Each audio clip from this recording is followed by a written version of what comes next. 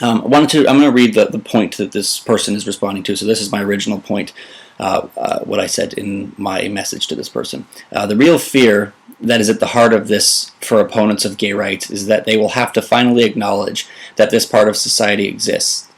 As it is now, those opposed can write off gay people as sick social deviants that we don't talk about, those who should be shuffled into the shadows and ignored. When the country that gay and lesbian people live in cast votes and pay taxes in acknowledge that their relationships are just as based in love as that of a traditional marriage, the opponents who also inhabit this same country have to come to terms that they are losing the stranglehold they once possessed. And this person's response to me was, being gay may or may not be a choice, but choosing to live the gay lifestyle is a choice, and that's why we are here. The government doesn't ask you whether you are gay or straight. Sexual orientation has nothing to do with the issue. You can't compare an immutable characteristic, race, gender, etc., to someone's behavior. A lifestyle is not a minority. Jews, blacks, and women were discriminated against for who they were, not for who they were having sex with. Also, as I said before, the state is not there to issue love licenses. It is mainly about the next generation. Religious marriage is mainly about love, and nobody is prohibiting them from doing this private occasion.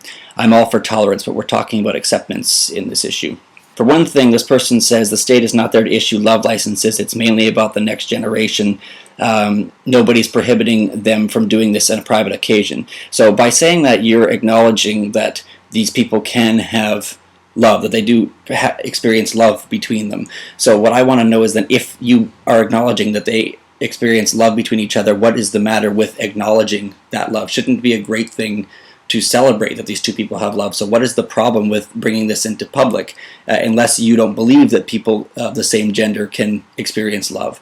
This whole thing about comparing sexual orientation to race, this comes up a lot, and a lot of times people get offended when you try to draw parallels between the gay rights movement and civil rights. The thing is, we have to remember that like these concepts of denying people rights because of their skin color or their gender, this is not something that was ancient. This is something that is newer than your study.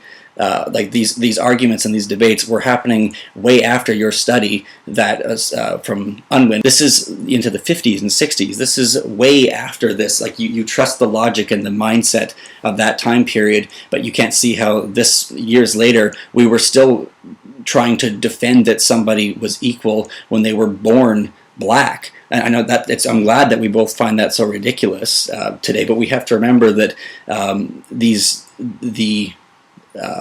the way that this seems so obvious to us now was not apparent back then. So I don't see how people can't see how that will likely apply to this generation. When people look back at us, they'll say, can you believe the way that people were thinking and the way people were arguing over this? Yes, technically, it is a choice. It's also a choice whether you want to give in to your hunger and eat food, or whether you fight against it and let yourself starve to death. So there are all kinds of physical yearnings that the body has, but I don't know why we have to look at whenever you give in to something like that, it's a flaw in your character. So if, let's say that you are gay, you have these feelings, but you choose not to act on them. What is the alternative? To constantly lie to people and pretend? Is that what we want to teach people, to lie about who they are?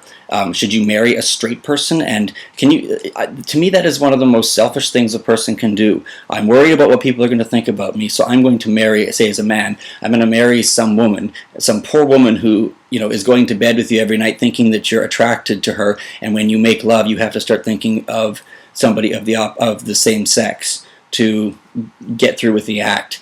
I think a lot of people who are opponents of gay marriage have not really heard the stories from the mouths of the people who've been affected by this stuff directly, the people who are forced into marriages, and these marriages of convenience and these marriages of lies are just disastrous, and that people, and you're not just hurting yourself, you're hurting other people, you're breaking apart families, what's the point of living miserably, like what is the consequence of two people of the same sex falling in love and being together? Is it worse than being in a marriage of lies? Procreation, that's what everyone always talks about. Marriage is for procreation. The statistic for 1950, the world population was 2.4 billion.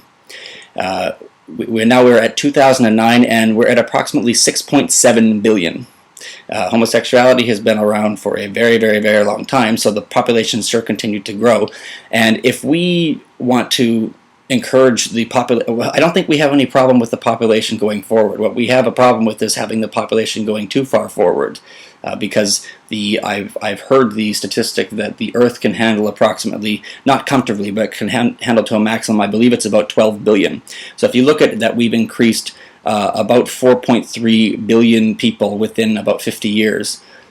We can see where the trend is going. We're not in danger of the population dying out by any means. Studies of children of same-sex parents are just as healthy and happy as those of heterosexual parents. That's what the studies have shown. This person responded back that in 2001, a professor at the University of Virginia was presented his opinions on the methodology of research into lesbian and gay parents to the Attorney General of Canada, and mentioned that there's flaws, or there's limited in the studies, and that it wasn't conclusive, which may be. I don't know I haven't followed through all on this study, but he does not. There is no. In this debunking or this criticism of the studies that were done on gay and lesbian parents, which probably is a problem because it's a very small pool of people. There's not a huge number of gay and lesbian parents, so it is a small pool to draw from. This might be, but where is the evidence that's unbiased without an agenda, be it religious or political, that supports the opposite? Where is the information that has been subjected to rigorous testing and scrutiny from many different points of view that shows that gay marriage is harmful to children?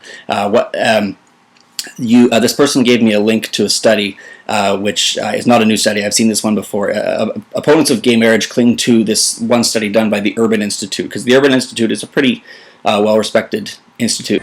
Well, the studies that she's citing, many of which have been debunked, show that the best thing for a child is to have two parents in the home. A lot of the studies that show the negative impact of there being a single-parent family are children who've experienced divorce, where usually it's the father who's gone. So the studies measure the impact of the missing parent, which is typically in our culture the father. But what we're really measuring those studies is the impact of having just one parent. All studies of gay and lesbian families, the families headed by gay and lesbian couples, have shown that children are just as healthy, just as well cared for, just as likely to identify as heterosexual or lesbian or gay when they grow up. And just as the American Medical Association, the American Bar Association, the American Academy of Child and Adolescent Psychiatry, the American Academy of Family Physicians, the American Academy of Pediatrics, all these groups and more who are primarily concerned with the welfare of children have signed off and approve of and endorse the rights of gay and lesbian couples to start their own families, because we are good parents and our families are fit. Janet? Anderson, those are political statements. What you have are scientific studies by the Urban Institute, which is the most liberal organization here in Washington, D.C., and they have said unequivocally that if you compare household arrangements, any arrangement you want to look at, the married couple, mother and father family is the very best, not just the good, but the very best way to raise children. But Janice, there's huge divorce rates in this country. There's so many different kinds of families in this country. You seem to be holding up this one set, the mother and the father. I think most people would agree, okay, yeah, it would be great for a lot of people, but short of that, I mean, many people grow up in a single-family home. They grow up without grandparents. They grow up, in broken homes. This child will have two parents. This child will have grandparents. This child will have access to great education. We have to acknowledge that Mary Cheney's child is going to be in better shape than Britney Spears and Kevin Federline's children. Having heterosexual opposite-sex parents is not some sort of magic ticket to the kind of love and support and commitment and responsibility that a child needs from their parents. Go on Google and debunk everything she's saying in 5 seconds. Dan, what the studies show is that single parent... Let Dan finish. There's 500,000 children in foster care waiting to be adopted who've been abused, neglected, and abandoned by their heterosexual parents. Which has Many of these nothing children to do are with the adopted by gay situation and with lesbian Mary couples. Cheney.